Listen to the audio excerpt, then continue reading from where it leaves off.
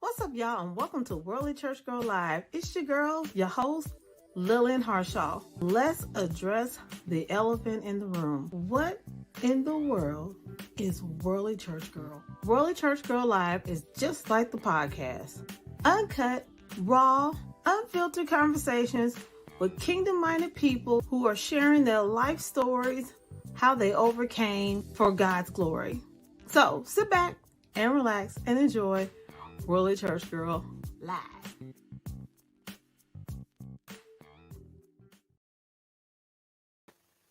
Hello, everybody, and welcome to Worldly Church Girl Live. It's your girl, your host, Lillian Harshaw. I'm so sorry for starting late. Charge it to my mind and not my heart. It was not intentional. Just, life happens. And sometimes life happens when you got to go live. So anyway, I want to thank all of you for joining me this Tuesday evening for another episode. And this is going to definitely be an episode that you want to share again. Today's guest is a marketing phenom, if you will. She knows her stuff.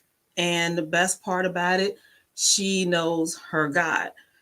You can't find two better combinations than that.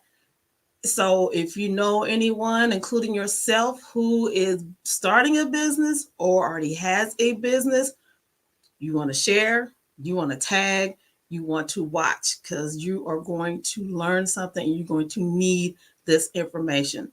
So without further ado, I would like to introduce to you my beautiful guest. Oh, I love your background too. You're my beautiful guest. Now, how do you say her last? How do you say her last name? Because I don't want to mess it up. Bilbrey. Bilbrey. I knew that was it. So, thank you for coming.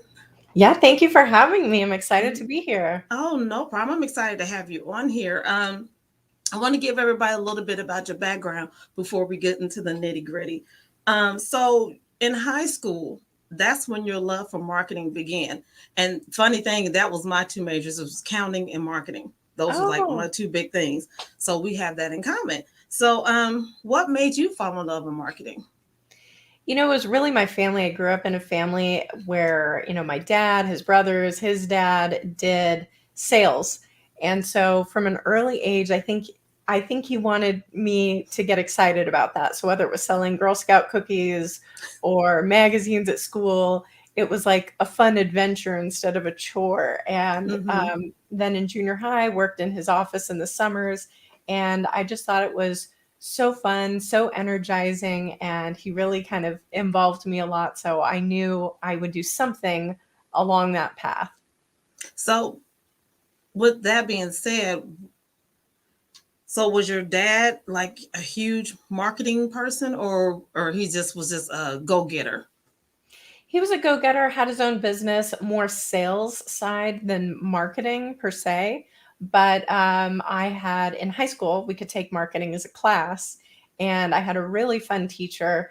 And I said, yeah, it was kind of, I did that to test the waters. Is this really what I want to go into? And I thought, oh, this is too much fun. I definitely want to do it. So, but by the time I started college, I knew that I was going to study marketing.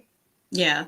And so you probably was like, so you was I call myself, I was a nerd in high school because I was into those type of classes and this, that, and other. And plus I was a church kid too. So I think that was like a double head.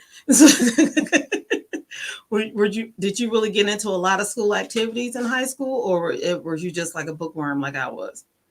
I mean, I would say I was not as involved from an academic standpoint. It was more the real life side that interested me, was getting that real world experience. So Understood. yeah. So when you got into college, you started taking marketing and political science. So what made you throw that into the mix? Yeah, it was not expected. I mean, I knew marketing for sure. And then I had a friend who said, hey, if you take this political science class with me, it'll count for two different requirements. And I'm like, well, okay.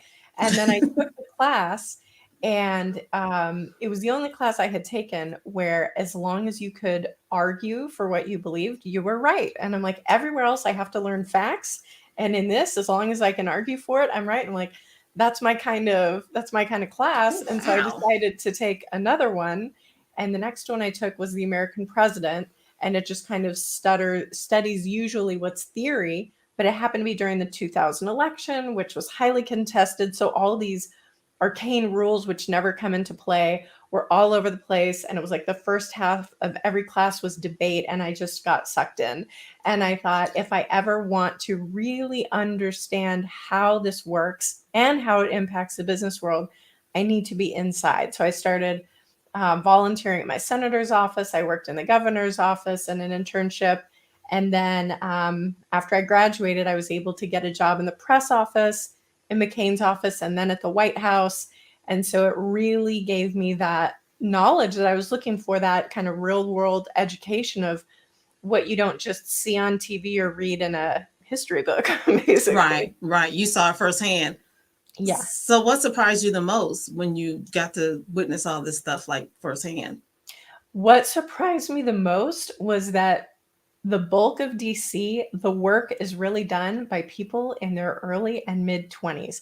And I just pictured, because who you see on TV are Yeah, the I always politicians thought who it are was older. like the 50s and up and stuff. Yes. But the ones who do everything for them, who basically are kind of writing everything, researching everything, preparing them for everything, responding to everything, are young people.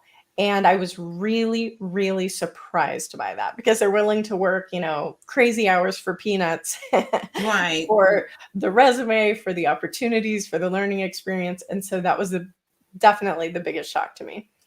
Wow. So we've been looking at the older guys and giving them the credit they're not even due. Okay. Awesome. So which makes it even more important for young people to get more involved, Yes, I think it's because you important have more to power learn. than you think you realize. Yes, definitely. And it's better to learn inside than, the way media likes to put their own twist on things. Exactly. So there's really, in speaking of that, it's like really no truthful media, I would say. It's hard to find. It's hard to Yeah. It's like you can probably get a piece from this one and a piece from that one and a piece of that one, and you would probably still have a fraction of the truth. find. That's probably true. Yeah. Okay, so when you know, made your full-time goal or career into marketing strategy, you found yourself into a lot of bumps in the road, if you will, concerning your business and also being strong in your faith. Mhm. Can you expound on that a little bit?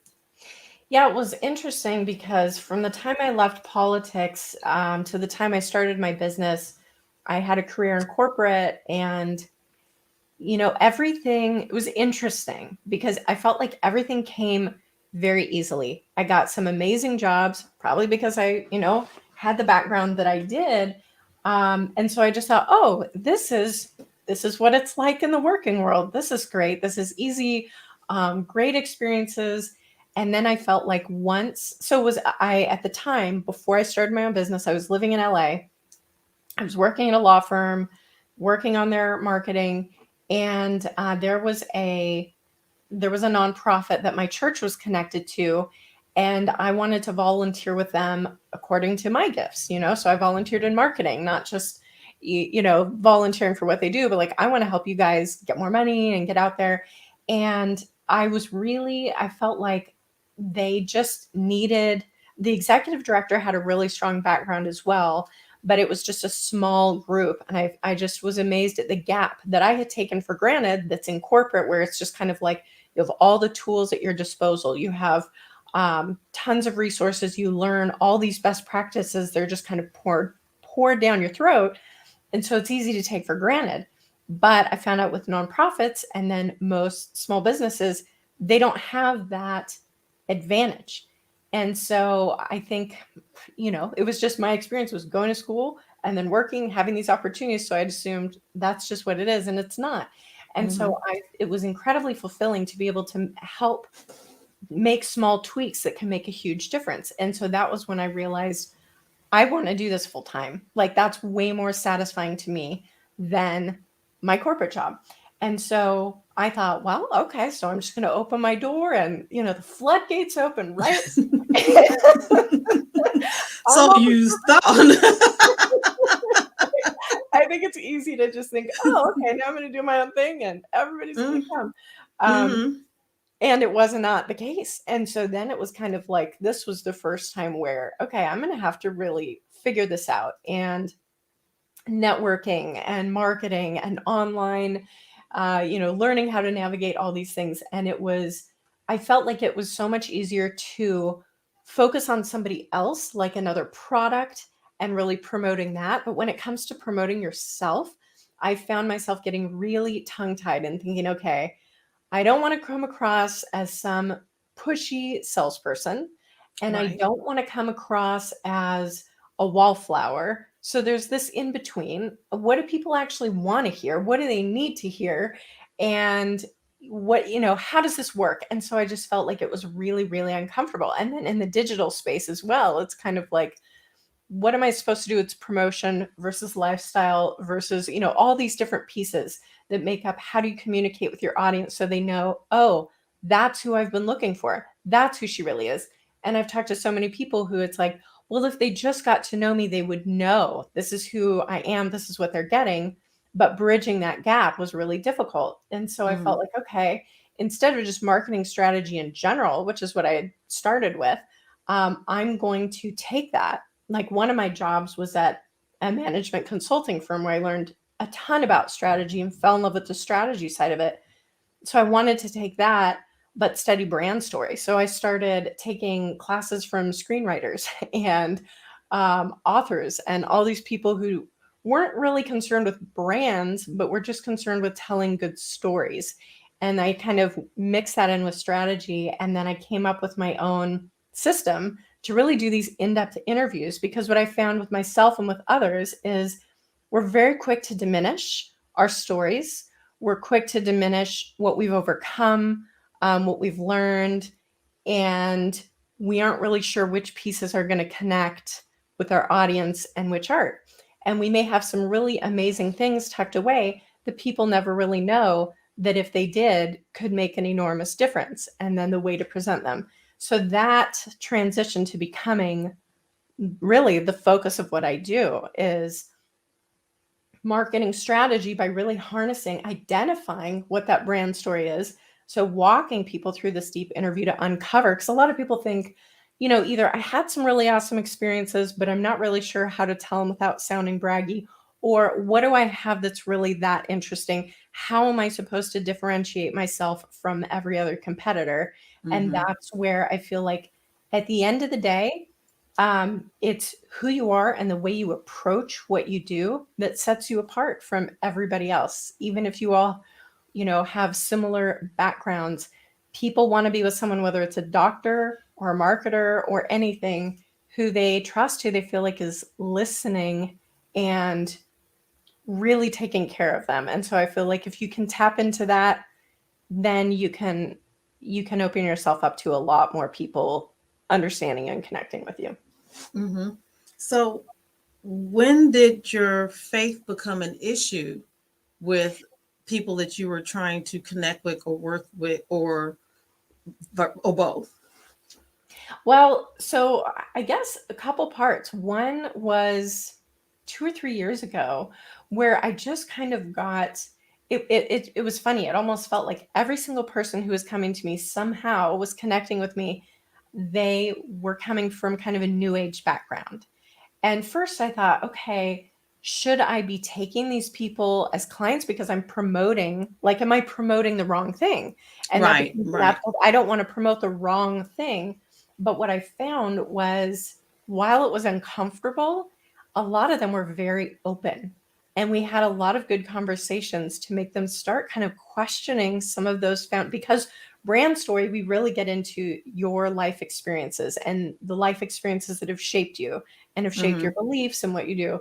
And so it ended up being kind of a good ministry experience.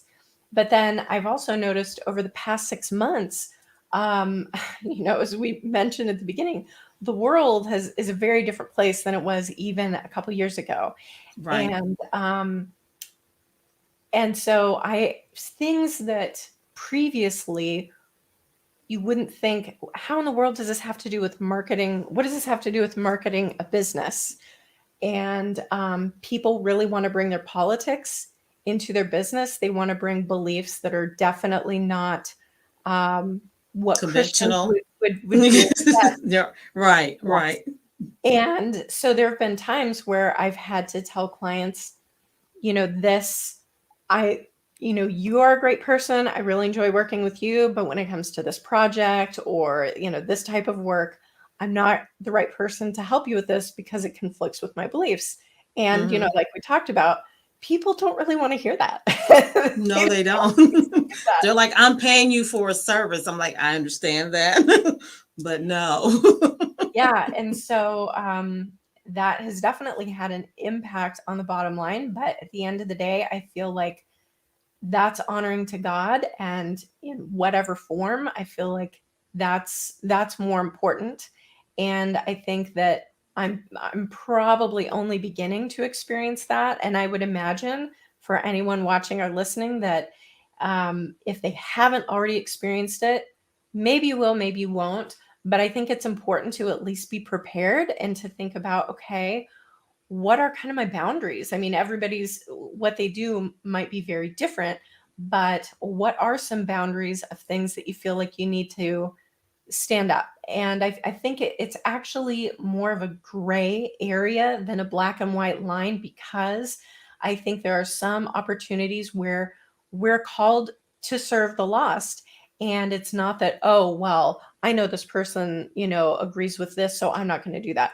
Okay, well, is that impacting their business and what you would be doing? Because it could be a really opportunity to be a light in a dark place. Right, Or are they asking you to do something that specifically is against your belief system, right. and promoting something that is definitely not honoring to God? And so I just think it's important to start thinking about those things and not just to think, oh, those are isolated incidences of other people having to deal with them.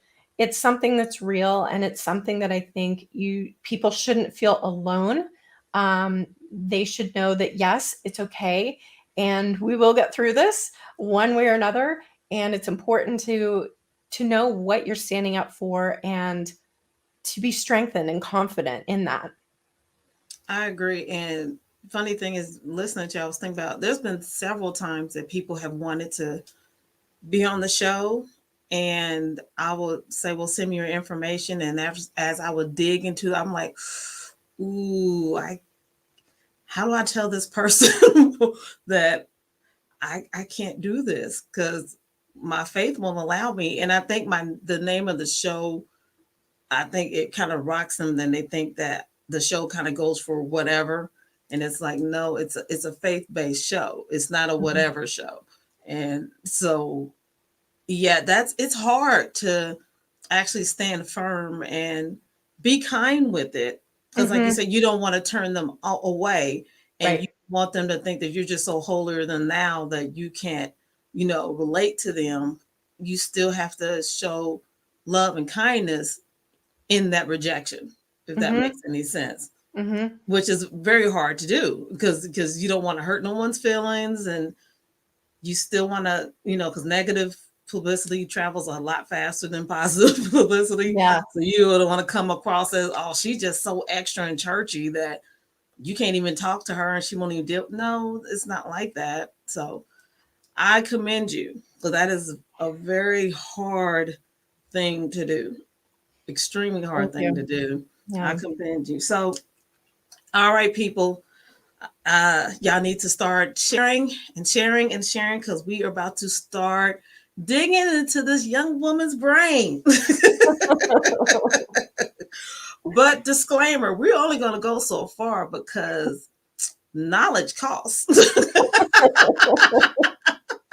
So her website is on here, as you can see it.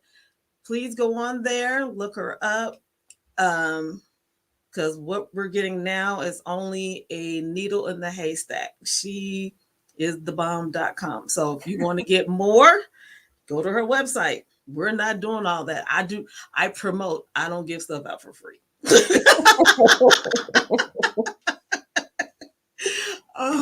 So here we go. Here's your first question. How does someone decide which social media platform they should do their marketing on? Yeah, I think that's a really good question, especially if they're creating their own content, because that takes time. Is that it is really, it's two parts, but it's really about your client, right? So if you haven't focused on creating your avatar of your ideal client, um, and we can get into what that even means if you want, but really you need to be where your clients are, and you need to, it's usually like a semi-fictional persona of, if you kind of took your best clients and molded them into one person, who is that person who you feel like you connect with the most easily, you've had the most success for. It's just kind of like a no-brainer. It works the best. They get you, you get them. And you need to see where they are. Are they on TikTok? Because if they're not, then you probably don't need to be on there right now. Are they, on, do they listen to podcasts? Do they go to YouTube? Some people, if they're really young, they're not on Facebook. If they're a little older, they may be on, but they may be on Instagram more. So whether you're doing ads or, just creating social media posts, I think don't try to be everywhere. I think a lot of people, you want to hear like, oh, Clubhouse is huge, I have to be there. Or, whatever it is, or I have to be on Instagram, but maybe your audience is really in LinkedIn and you think, but LinkedIn's boring. And it's kind of like, well, is money boring? Because you need to go where your audience is. That's a good answer. Oh my God. Okay. So that goes back to what you were saying. How do you find your target audience, your target clientele? What's the best way to figure that out? Yeah, I mean, at this point, there are so many websites that have, they might have 20 questions or 30 questions to write out what, is it a male or female? Who do you typically work with? Who do you feel like you connect with better? Who have you had the most success with? What is their age range? Is there a geographical, are you a local business? Do they need to be local? Are you wherever? What kinds of magazines do they read? What websites do they go to? What are their favorite TV shows? What's their sense of humor? Do they have kids?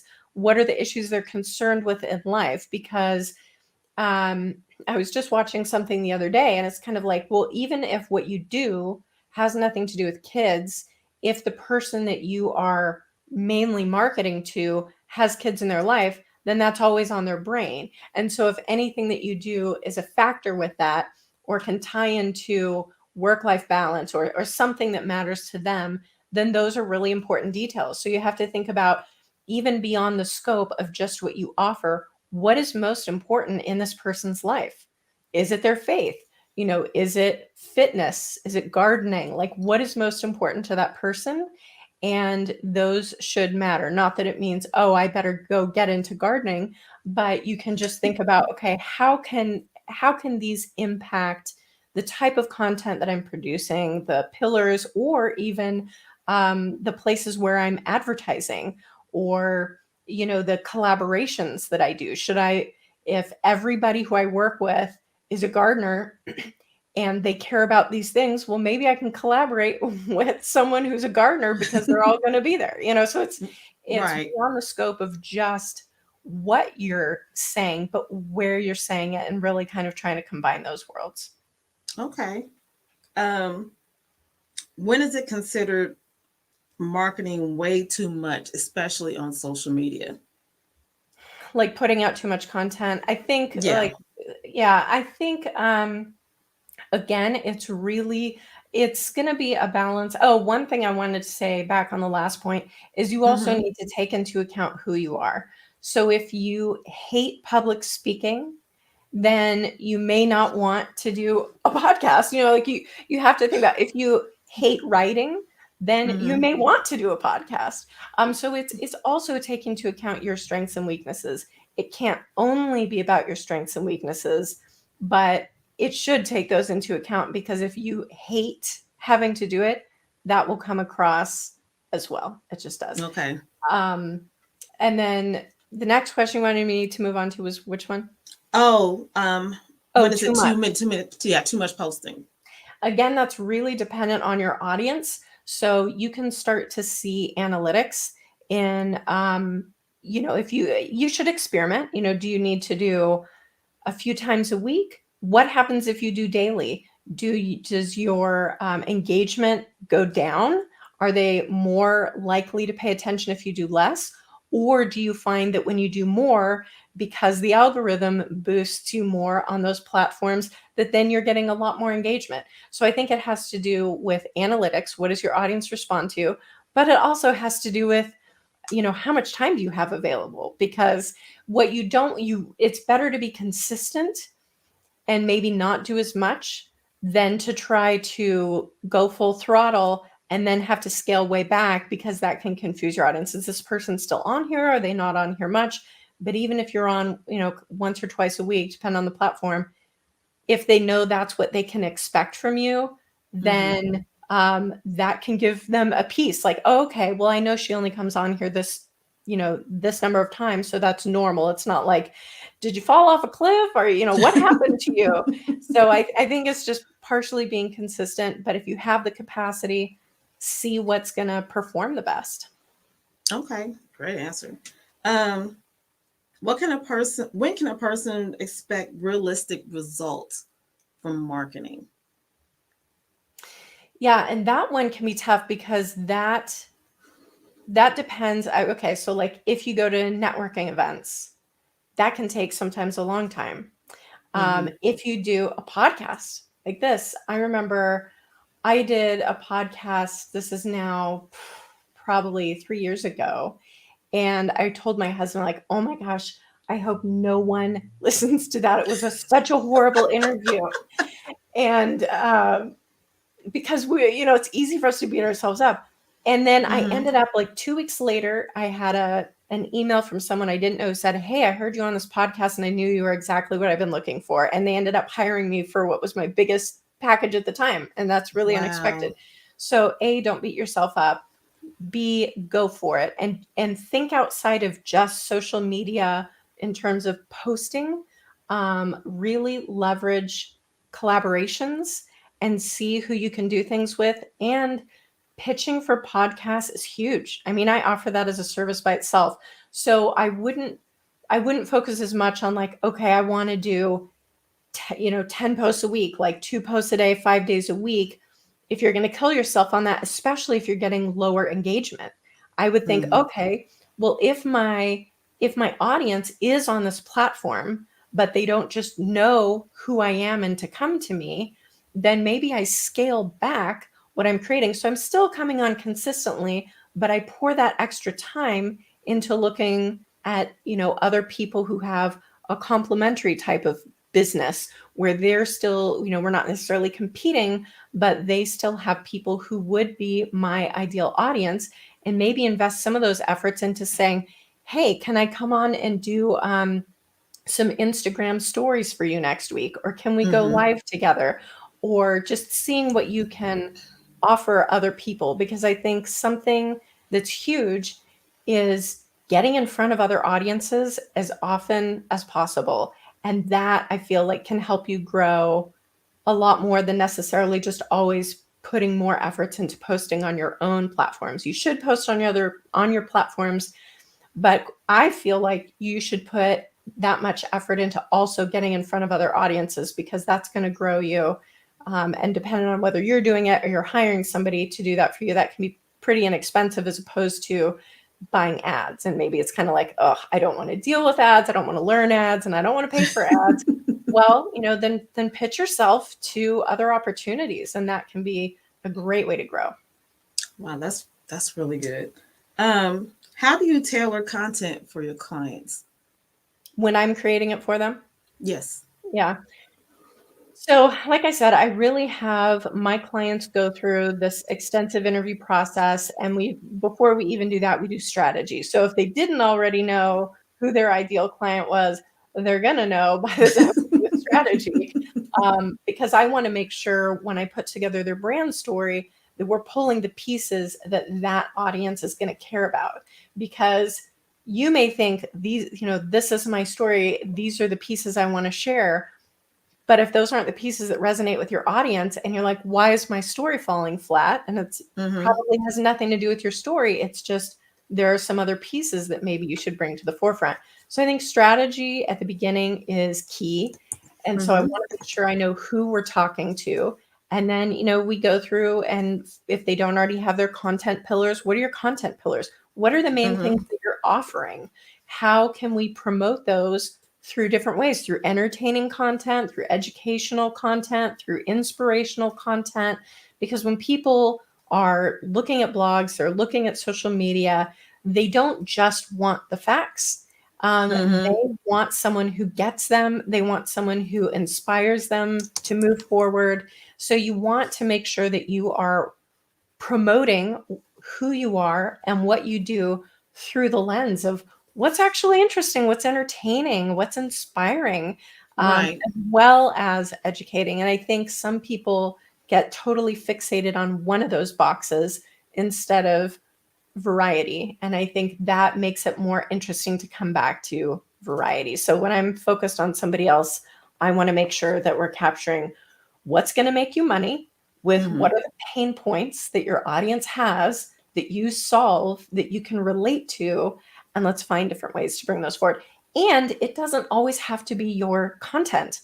You can also find other people who have inspiring story. I mean, look at you with this podcast. You're bringing other people who have interesting stories. You're not having to create.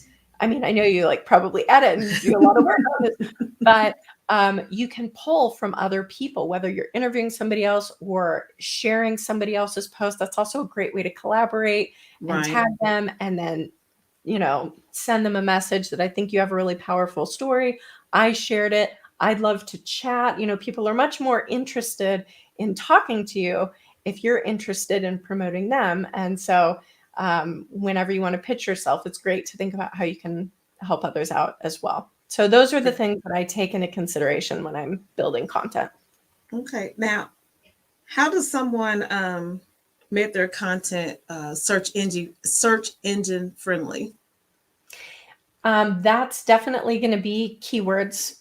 And I think you can go to Google, you can go to YouTube, and you can look up keywords. And so you might think, well, this is what I want to talk about, so I will probably just call it this. But you should see, well, if you type in those keywords, are there other variations of that maybe are getting more the top of the list that you might not have thought of? And so I think it's being a little bit flexible with keywords. People talk about doing long tail keywords, because if your keyword is marketing, well, it's really hard to rank for marketing because there's a gazillion posts out there. But if you're doing something that's much more specific that you can narrow it down, well, you probably have a much better chance of ranking for that. It's like sharing your brand story in a Black Friday sale. Maybe that's a little bit more, maybe there's, not as much competition for that as just marketing. So I think it's being a little bit flexible. I think it's looking at seasonal things. So do you have, accounting services, there's tax season, there's different seasons. So do you have anything that can relate to a season?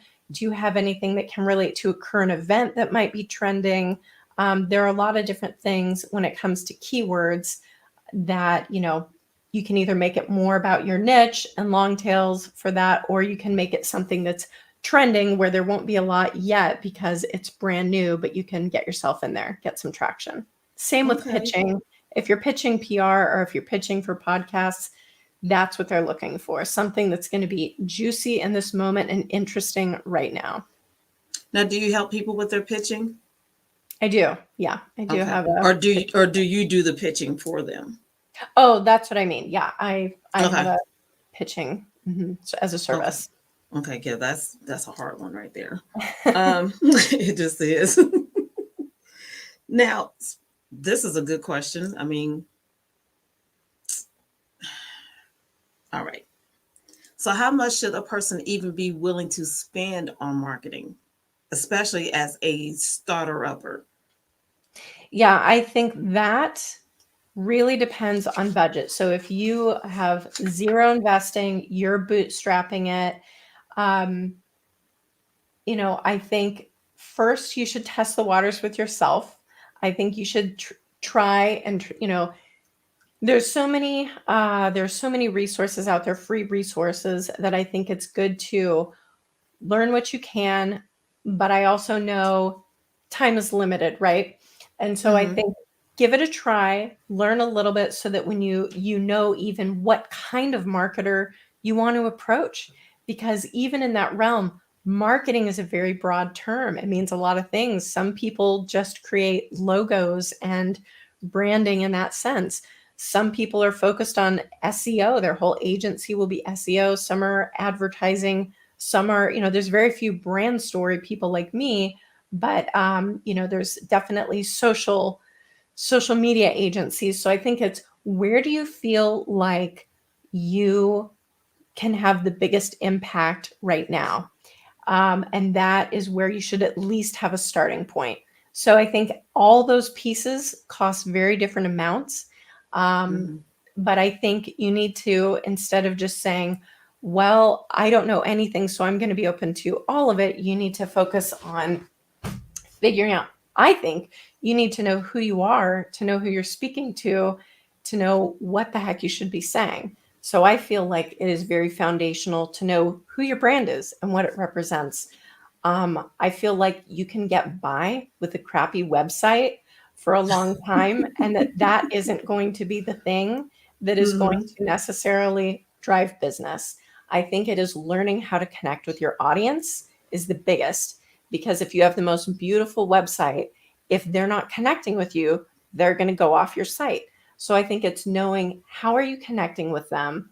Are you offering something that they actually want?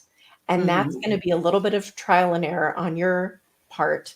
And then where? So it's like, who are you and where are your people? And that takes a little bit of practice. That's where I feel like it's a foundation. And once you know those, then I feel like a lot of other pieces are things you can build on, like even pitching. I wouldn't Mm-hmm. just start pitching someone who didn't really know what they had to talk about, who they are as a brand. So I feel like that's really a starting point for anything in business. Because at the end Mm-hmm. of the day, it's person to person, whether that's on social media, on a phone call, or wherever it is. People want a person that they can trust on the other end of that if they're investing. So I think that's the very first thing that you need to know. So would you say that a person should study themselves within their business for, I'm just gonna put a time frame on it, Okay. like 6 months to a year before they even consider looking for a marketing, someone to do their marketing for them? I would say 3 to 6 months. And honestly, as much as people hate it and it makes people squirm, myself included, the more one-to-one conversations you can have, that is the best way to learn, is getting on calls with people. So if you're not going to events, like, I get it, not everybody's comfortable going to events right now, and there aren't as many events, but there are a lot of online places. So there's LinkedIn groups, there's Facebook groups, there are organizations you can join. You can network with people at your church who can put you in touch. I mean, there's options that you can have, whether it's a Zoom call or in person. But I think it's finding people and pushing yourself to have one-on-one conversations where somebody's sitting across from you saying, what do you do?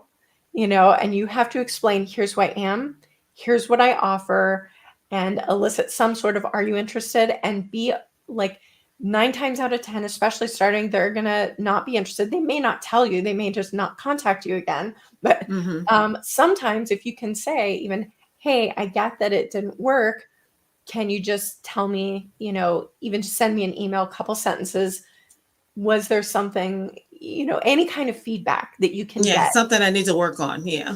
something you need to work on. But I think the more you force yourself to tell other people who you are, what you do, and how you can help them, that's going to make you improve more than anything. So if you're doing that pretty consistently for 3 to 6 months, then I think you'll start to be able to see, okay, This I'm starting to get stronger at, but they keep asking me about this and I don't have that. Or I keep talking to people who say they're all going here and I don't have that. And I think that might be better at showing you your gaps.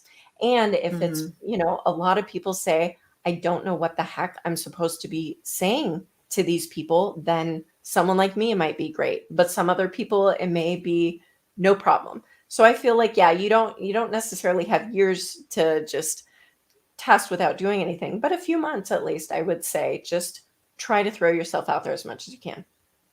That's funny because it took me forever to say I'm a podcaster or a radio personality to people. So I would just say I'm a stay-at-home wife and left it at that.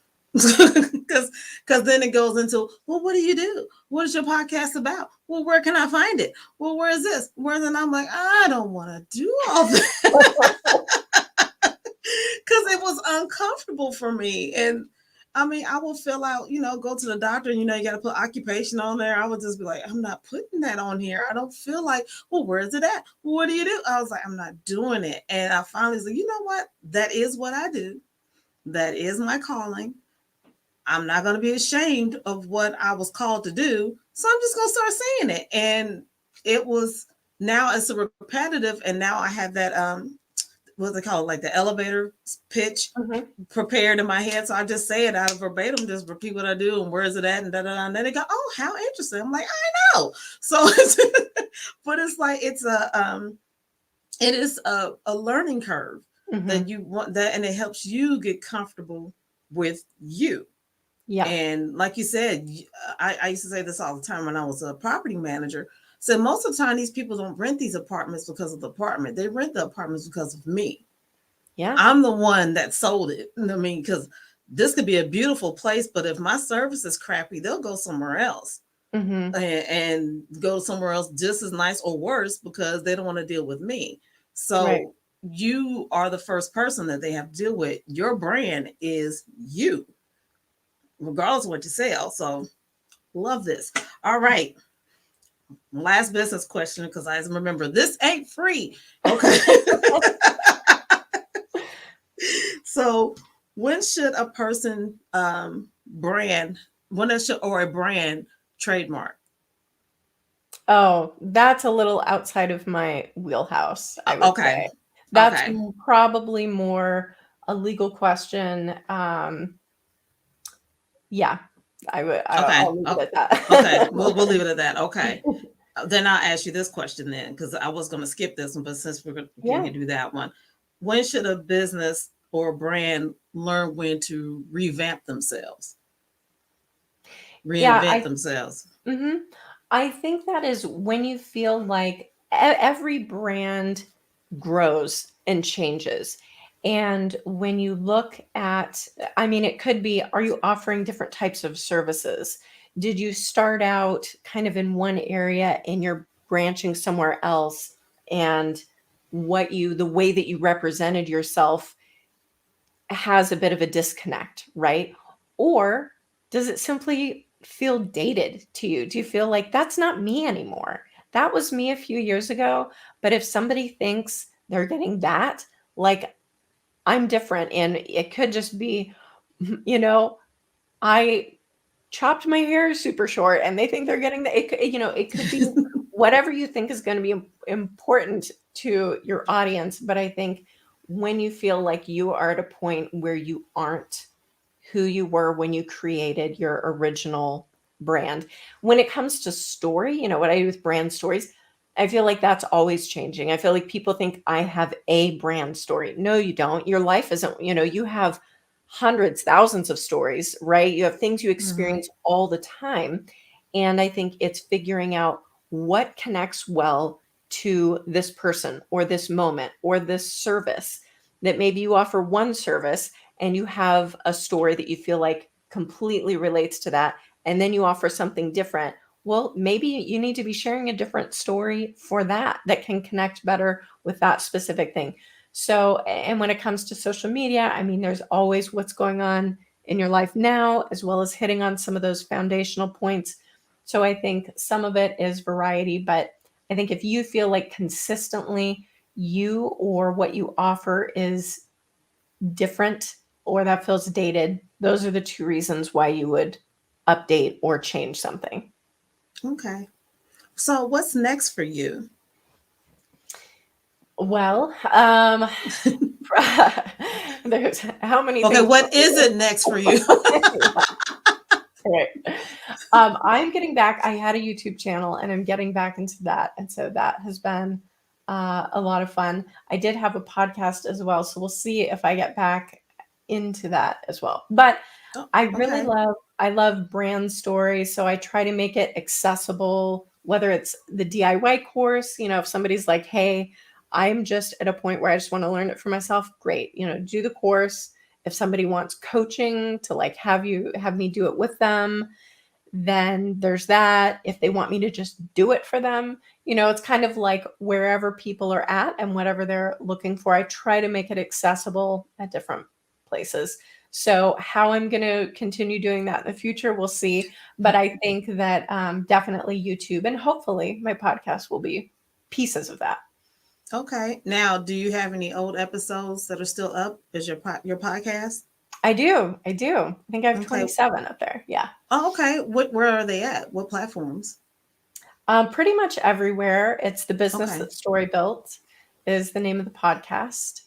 Okay. So it is all about brand story. Awesome. And how can people find you? I know I have your website up, and you said you had a YouTube channel, but are you on any social media pages? Yep, just at Christie Bilbrey on, Instagram and Facebook and LinkedIn. And yeah, those are probably the main ones. Not And MySpace. YouTube. No, I'm just kidding.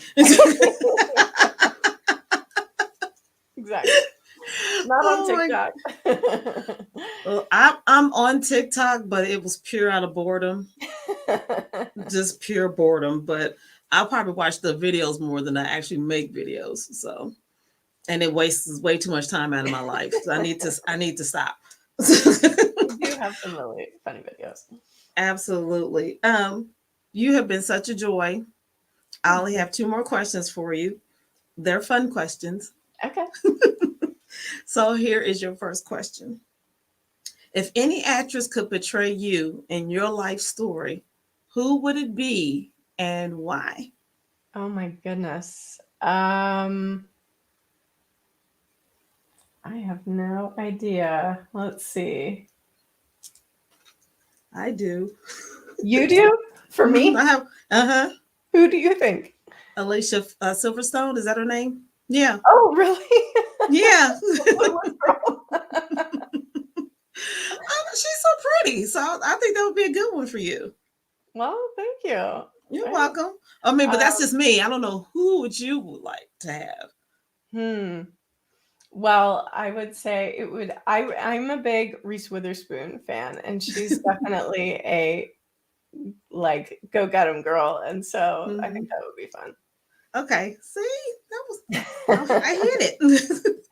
Okay, here is your last question. If you could have any theme song be your theme song when you walked into a room, what would it be and why? And not necessarily a theme song, just any song. I would say this is like definitely gets people up and moving is Katy Perry's Firework. Okay. And I think that ties into what I do because it's actually the name of my business is Stella Nova Strategies, which is New Star Strategies. And so helping people really see the value that's in, the light that's in, and sharing that. And that's what I try to do. I love that. Now the song's stuck in my head. Thank you. You're welcome. You were such a delight. I'm so glad we got to do this. Thank you so much. Thank you for having me. This was a lot of fun. Thank you. Hold on. I'll be right back. Okay. Oh, I want to thank my guest for being on here. Please make sure you follow her on all social media pages. Go to her YouTube page, self-named, and get some information from her. But most importantly, go to her website so you can get some knowledge on how to take care of your business, your brand. I love this lady. She is such a dear and so honest and forthcoming. So I highly recommend you all go check her out. It's been a great show. Thanks for being patient that I was late. My bad. I'm going to do better. Jesus, I'm working on it. But thank you all for watching. And as always, I will see you Friday, 7 p.m. I have a great show coming again. I know I say that every week, but it's true. So anyway, thanks for joining. And as always, thanks for joining. I keep saying thanks for joining. You know what? I only had 2 cups of coffee today, y'all. I need 3. I will see you all next Friday. Not next Friday, this Friday. Oh God, I'm just gonna leave because I need coffee. Y'all have a good evening.